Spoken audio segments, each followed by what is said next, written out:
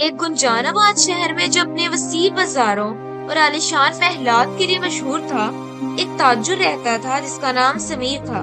وہ شہر کے امیر ترین آدمیوں میں شمار ہوتا تھا۔ کچھ لوگ اس کی عزت کرتے تھے جبکہ کچھ لوگ اسے حسد کی نگاہوں سے دیکھتے تھے۔ اس کا گھر سونے اور سنگ مرمر کا محل تھا جو نایاب خزانوں اور قیمتی اشیاء سے بھرا ہوا تھا۔ اس کی زندگی بظاہر بے عیب تھی۔ اس کے پاس بہترین گھوڑے تھے، وہ نہایت شاندار کپڑے پہنتا تھا اور ایسی دعوتیں کرتا تھا جن میں شامل ہر شخص مرعوب ہو جاتا تھا۔ لیکن اس چمکدار ظاہری زندگی کے باوجود سمیر کے دل میں ایک گہری اداسی چھپی ہوئی تھی۔ اپنی دولت کے باوجود سمیر اندر سے خالی محسوس کرتا تھا۔ اسے یہ احساس کبھی نہیں چھوڑتا تھا کہ اس کے ارد گرد کے لوگ صرف اس کے مال و دولت کے لیے اس کے ساتھ ہیں۔ اس کے دوست ہمیشہ اس کی پرتویش مہمان نوازی سے لطف اندوز ہونے کے لیے تیار رہتے تھے، لیکن سمیر اکثر سوچتا تھا کہ اگر وہ سب کچھ کھو دے تو کیا ان میں سے کوئی اس کے ساتھ رہے گا؟ یہ مستقل شک اس کے دل کو کھوکھلا کر رہا تھا، جس سے وہ ہر ایک سے بدگمان اور تلخ ہو چکا تھا۔ سمیر کی زندگی میں ایک اہم شخص اس کی بیوی لیلا تھی۔ وہ خاموش تھی اور نرم دل تھی اور اکثر پس منظر میں ہی رہتی تھی۔ سمیر جو اپنے شک میں گرفتار تھا، اس نے خود کو اس سے بھی دور کر لیا، یہ سوچ کر کہ وہ بھی دوسروں کی طرح صرف اس کی دولت کی وجہ سے اس کے ساتھ ہے۔ اس نے اس کی موجودگی کو نظر انداز کر دیا تھا، اسے اپنی دولت سے فائدہ اٹھانے والوں میں سے ایک سمجھا۔ ایک دن جب سمیر بازار میں تھا، اس نے کچھ مسافروں کو ایک قدیم نودار کے بارے میں بات کرتے ہوئے سنا۔ سچ کا آئینہ۔ کہانی کے مطابق یہ آئینہ دور پہاڑوں میں چھپا ہوا تھا جسے وقت اور فطرت نے محفوظ کر رکھا تھا۔ کہا جاتا تھا کہ جو بھی اس آئینے کے سامنے کھڑا ہوا اسے اپنی حقیقی صورت دکھائی دیتی ہے، اور یہ آئینہ اس کے ارد گرد کے لوگوں کے دلوں کا حال بھی بتا دیتا ہے۔ کچھ لوگوں کا دعویٰ تھا کہ یہ آئینہ اس شخص کو وہ سچائی دکھاتا ہے جو وہ دیکھنے سے قاصر یا خوفزدہ ہوتا ہے۔ سمیر کی دلچسپی بڑھ گئی اور اس کے دل میں سچائی جاننے کی شدید خواہش پیدا ہوئی۔ مسافروں نے اسے بتایا کہ آئینہ بہت دور ہے، پہاڑوں کی ایک دور دراز غار میں، جہاں تک پہنچنا نہایت مشکل اور خطرناک تھا۔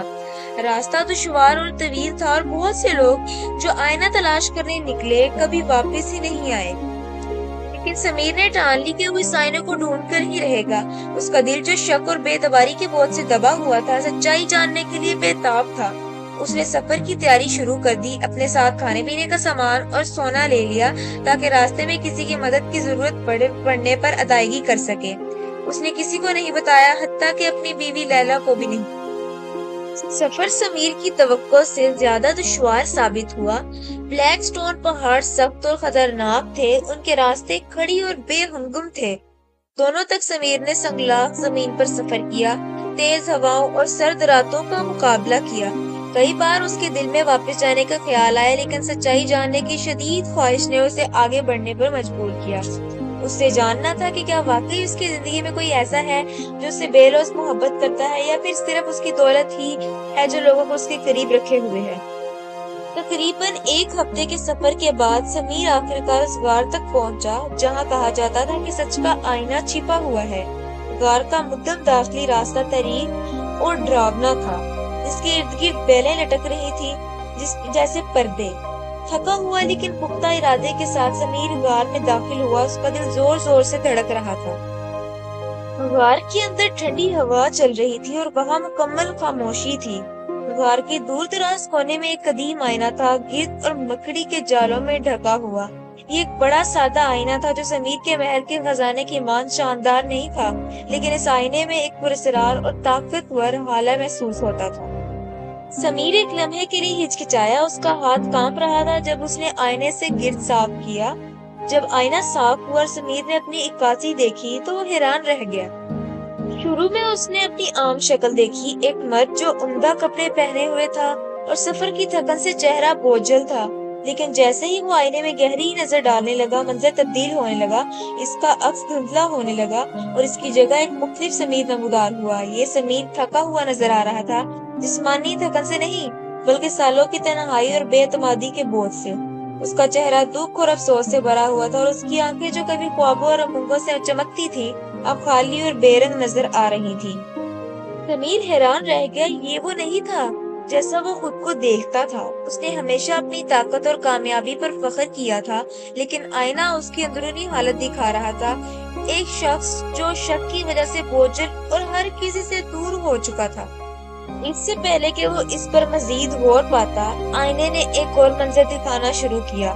اس بار اس نے سمیر کے ارد گرد کے لوگوں کو دکھایا، اس کے نوکر، اس کے کاروباری ساتھی اور وہ دوست جنہیں وہ اپنے قریب سمجھتا تھا۔ ایک ایک کر کے ان کے چہرے آئینے میں ظاہر ہونے لگے، اور جیسے ہی وہ ظاہر ہوتے گئے سمیر نے ان کی حقیقی خیالات دیکھے۔ اس نے ان کی آنکھوں میں لالچ، خوف اور حسد دیکھا۔ ان میں سے زیادہ تر صاف اس کی دولت کی وجہ سے وفادار تھے، اس کے ساتھ رہتے تھے کہ تاکہ وہ اس سے فائدہ اٹھا سکیں یا اس کے عتاب سے بچ سکیں۔ سمیر کا دل بیٹھ گیا، اس کے سب سے برے اندیشے درست ثابت ہوئے تھے۔ وہ ایسے لوگوں کے درمیان رہتا تھا جو صرف اس کے مال و دولت کی خاطر اس کے ساتھ تھے، نہ کہ اس کی شخصیت یا انسانیت کی وجہ سے۔ اس کی کامیابیاں جو اس نے سوچا تھا کہ اسے سب کچھ دے دیں گی، دراصل اسے تنہا کر رہی تھی۔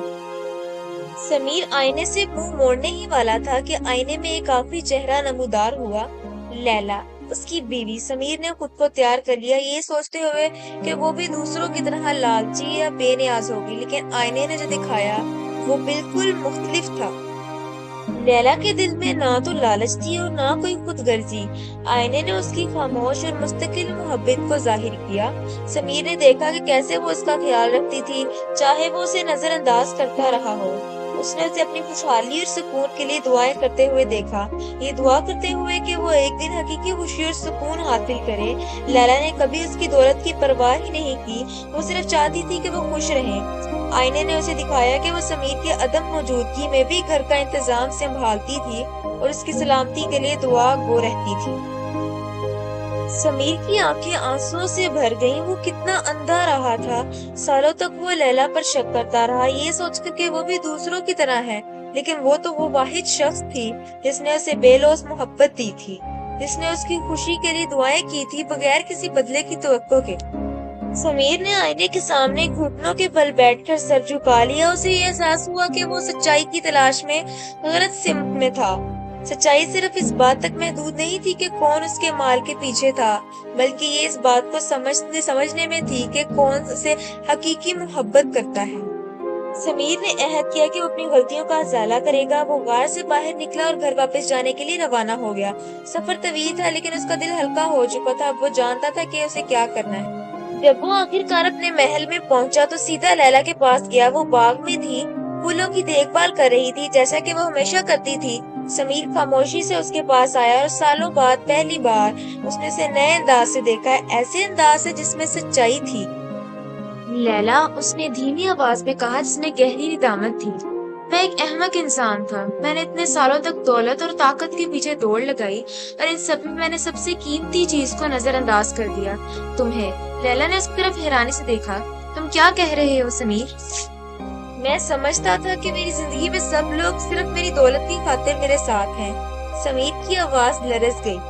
میں نے تم پر بھی شک کیا، حالانکہ تم ہمیشہ میرے ساتھ رہی، لیکن اب میں سچائی دیکھ چکا ہوں۔ تم ہی وہ واحد شخص ہو جس نے مجھے ہمیشہ کے لیے بے لوث محبت دی ہے۔ لیلا کی آنکھوں میں آنسو آ گئے جب اس نے سمیر کا ہاتھ تھام لیا۔ میں نے ہمیشہ تم سے محبت کی ہے سمیر، مجھے تمہاری دولت کی ضرورت کبھی نہیں تھی، میں صرف یہ چاہتی تھی کہ تم خوش اور پرسکون رہو۔ سمیر نے اسے گلے لگا لیا، دل میں شکر گزاری اور اطمینان کے گہرے جذبات کے ساتھ۔ سالوں بعد پہلی بار وہ خود کو مکمل محسوس کر رہا تھا۔ اس دن کے بعد سمیر کی زندگی بدل گئی۔ اب وہ دولت اور مادی چیزوں کو اہمیت نہیں دیتا تھا، اس نے اپنے ارد گرد کے رشتوں کو مضبوط کرنا شروع کیا جو حقیقی محبت اور اخلاص پر مبنی تھے۔ وہ ایک نرم دل اور سخاوت پسند انسان بن گیا، اور وہ محبت اور وفاداری جس پر وہ کبھی شک کرتا تھا اب اس کے ارد گرد پروان چڑھنے لگی۔ اس کا محل اب بھی خزانوں سے بھرا ہوا تھا، لیکن سمیر جان چکا تھا کہ اس کے پاس سب سے قیمتی خزانہ لیلا کی محبت اور اس کے ساتھ کے لوگوں کی لوث محبت ہے۔ کہانی کا سبق یہ ہے کہ اصل دولت سونے یا مادی چیزوں میں نہیں ہے، بلکہ سچے تعلقات اور محبت میں ہے جو اعتماد اور اخلاص پر مبنی ہو۔ اس لیے ان لوگوں کی قدر کرو جو تم سے تمہاری ذات کے لیے محبت کرتے ہیں، نہ کہ تمہارے پاس موجود دولت کے لیے۔